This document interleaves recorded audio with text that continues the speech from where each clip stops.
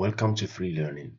In this tutorial, I'm going to show you how to solve the null error in Excel. So you can see here the null error, why this happens. So if we click on this cell, we can see that I have used the intersection operator, which means I'm telling Excel to tell me what is the intersection between these two ranges, this blue one and this red one.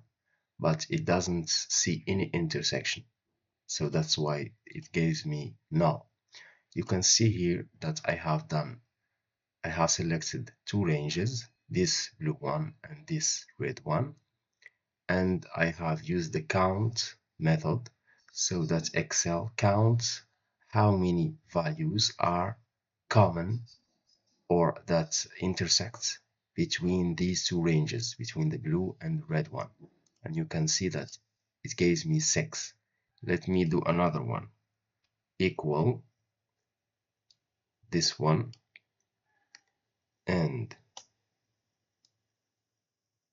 this one, and for example this one. Now it is giving me value error. It's just because there are so many values. So let me count them. How many values? So there are 2. So we can see that there are 2 values. These 2 values are the intersection between the blue range, the red range, and this color range.